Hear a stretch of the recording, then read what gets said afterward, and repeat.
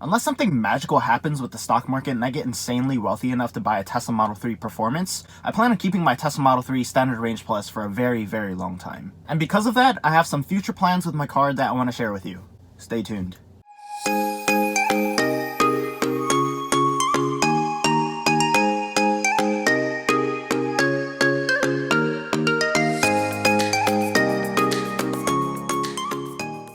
What's poppin', what's Gucci, guys? If you are new to the channel, welcome. If you're a subscriber, welcome back. In today's video, I'm going to be sharing with you some of the plans that I have with my Tesla Model 3 Standard Range Plus. And if you're a current Tesla owner or you're thinking about getting a Tesla, keep watching because some of the things on my wish list might be something that you want on your car as well. Before we get started with today's video, make sure to smash the like button because you guys, we made it over 300 subscribers in just a little over 3 months. I'm super happy with the progress of my channel and I couldn't have done it without you guys. So thank you guys so much for your continuous support. Alright, let's go over my future plans with my Tesla. The main reason why I'm sharing my wish list with you guys is because if you have been following my channel for a while now, I think you guys deserve to know what I plan on doing with my car in the future. So while not everything will come at once, I think it's really exciting to build this car piece by piece, and I want to document this journey every step of the way with you guys. The first item on the agenda is to buy a rear spoiler and or a front lip. I've always wanted that aggressive look on a car, and these are two of the cheapest accessories that anyone can buy to spruce up their cars a bit. I'm pretty sure I'm going to go for the rear spoiler first and then go for the front lip because usually for the spoilers, it tends to come with the 3M tape at the bottom so you can easily attach it to your trunk, while the front lip on the other hand requires a little bit more work. The cool thing is that with the Model 3, there's a ton of companies out there that make front lips that don't require drilling, so it'll make my life a lot easier. My old Subaru STI had a front lip as well, and that one did require drilling, and I never felt comfortable doing any of that stuff, so hopefully for the Model 3, it'll be a quick install. I mean, think about it, who would feel comfortable just drilling holes inside their car? Definitely not me. The next item on the agenda is to get some all-weather floor mats. I kind of wish Tesla would have just included some during delivery, but unfortunately they didn't. And I don't want to be that guy and complain, but would it hurt the business that much if they were to include such a simple thing? But anyways, I want floor mats because the floor does tend to get dirty quite easily, and while I do vacuum every once in a while, there's always that speck of dust or dirt that you can't get out, and I want to leave my car as clean as possible. The feeling you get while entering a clean car versus a dirty car is literally night and day. Dang, when I took delivery of this car, I should have just kept the floor mats from my BMW because I was like, count this as a gift to the next person to treat the car right, but I should have just kept them to save myself some more money. Do you guys ever wonder how your old cars are doing? Like who owns them now and like where the car is physically located? I always get these random thoughts on like, where's my BMW now? Is it at a CarMax somewhere? Does somebody else own it in a different state? Do you guys ever wonder that as well, or is it just me? The third item on my wish list is badging that says Tesla. So instead of the Tesla logo on your trunk, it'll just say the words. It's very simple, but visibly it does add a major cosmetic change to the car. Just take a look at some pictures by other people who've done this. This kind of badging reminds me of a Porsche, and honestly, I think the Model 3 does kind of look like a Porsche in a way. I think it's the headlights that give it that kind of look, but hey, honestly, no complaints there. Porsches are actually pretty cool cars too,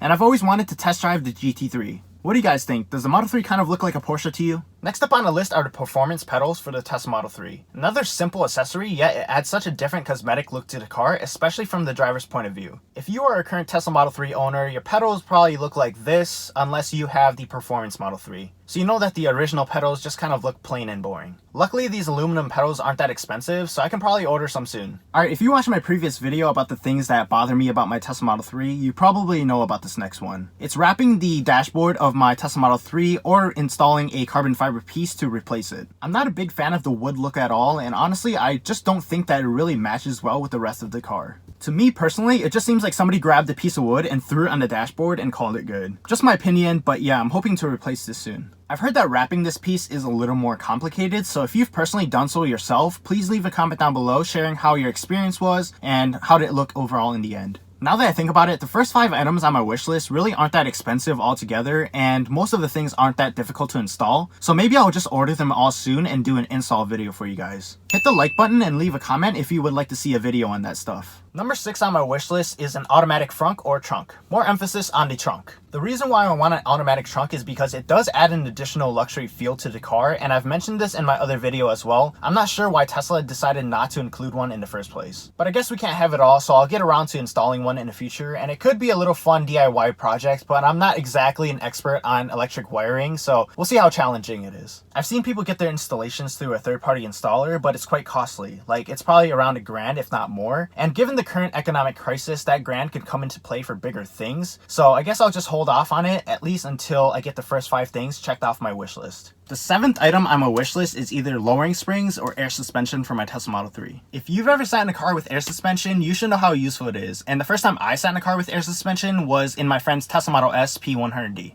I even got to drive it. What's so amazing is that if you ever want a more sporty type feel to the car, you could just lower the car to be closer to the ground. You know, like if you ever want to track your car, or if you want to feel like you're in a Formula 1 car, you could just do that. And if you ever want your car raised to avoid those nasty speed bumps, you can do so easily by pressing a button, and within a matter of a couple seconds, the ride height will be exactly where you want it. Lowering springs are a little bit more restrictive though. Basically, they're called a static form of stance, which means that you set it once and then you won't ever change it again. I'm not leaning too far on the side though, because in those cases where I do want to raise the car up, it'll be more of a hassle for me. In addition, I can get coilovers, which is basically the next step from lowering springs, but it'll still require me to do a ton of work because I would have to take the wheel off and then manually twist the coilovers to adjust the ride height on all 4 wheels. Pretty much a ton of elbow grease that I don't need. Granted, both of these options are definitely cheaper than air suspension when it comes to upfront price, but I think in the long term, air suspension will definitely be more worth it when it comes to value. To you people with the static setup, do you ever struggle with the ride height and wish you had gone bagged instead?